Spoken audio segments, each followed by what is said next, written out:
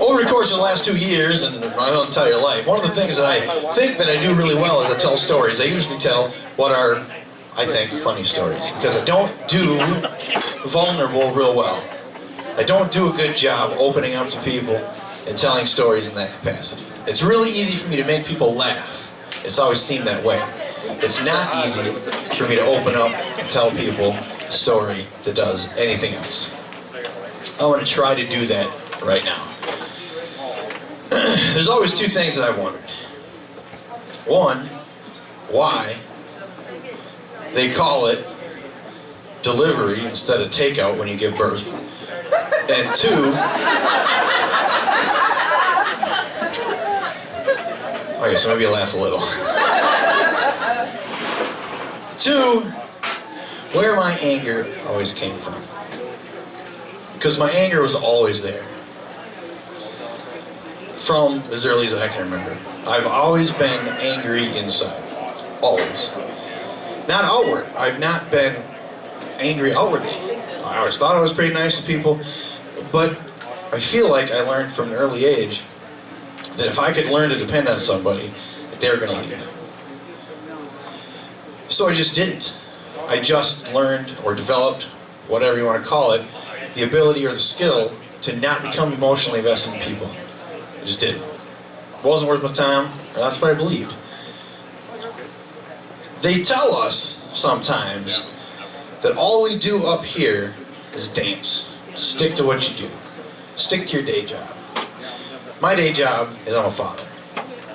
My second job is I'm a partner. My third job is I'm a producer. My fourth job, I work at a factory. My day job is to be caring and compassionate. And that's not something that I've known. Aside from my mother. I've tried so hard for the last 34 years to push her away. And it didn't work. She's stubborn. Alright, I have managed to push so many people away. Forcefully, literally push them away. I've ruined relationships. I've sabotaged numerous relationships with personal people, not just romantic. I have pretty much been my own worst enemy. When I was 14, I got my first job at a bar. I washed dishes. That paved the way for me to be a raging alcoholic when I was 20. 21, I fell into, well, I guess you'd call it depression. I started doing a lot of drugs that weren't pot. Is Jake here, by the way? He's our pot dealer.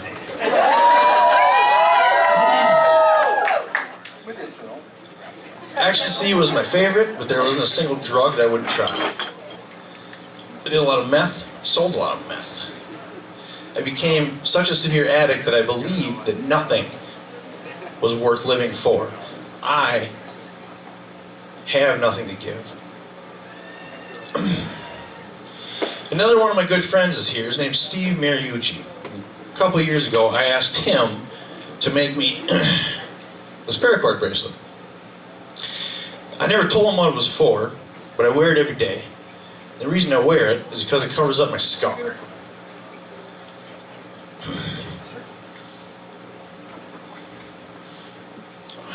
When I was 22, I tried to kill myself. And it didn't work. And there's a lot of bad things that come from trying to kill yourself and waking up and realizing that on top of all the other things you're not good at, you can't even do that. And it made me regress even further. I tried harder to push my mom away. I was mean.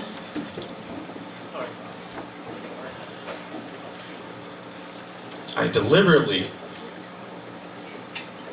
withheld the words, I love you. I wouldn't say them. Not to her. Not because I didn't love her, but because I have more anger than she has patience. I guarantee you. I have pushed everyone in my life away.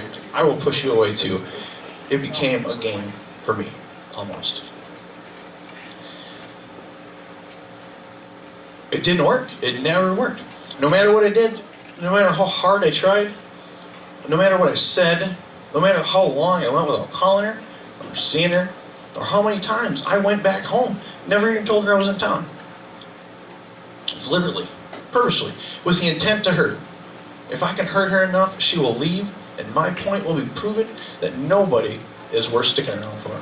And it didn't work.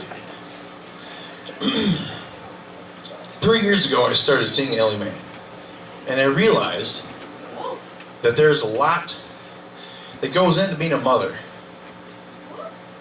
Okay? I watched Ellie Mae every single day.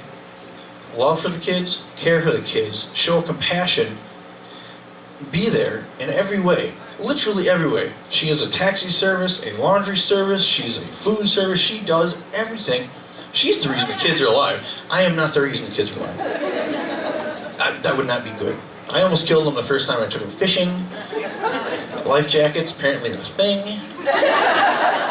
Alright. I would watch Ellie Mae talk to the kids, raise these children, raise them to be respectable people. Sometimes they gotta be tough, and sometimes she has to be not tough. But she would, at the end of the day, she would close the bedroom door and she would cry. And it made me realize I've never seen my mom cry. I used to think it was because she didn't care. She doesn't cry because she doesn't give a shit. Why would she cry? I realize now that it all happened behind closed doors. You can't do the things to your mother that I did and not have those feelings. So, I'm sorry.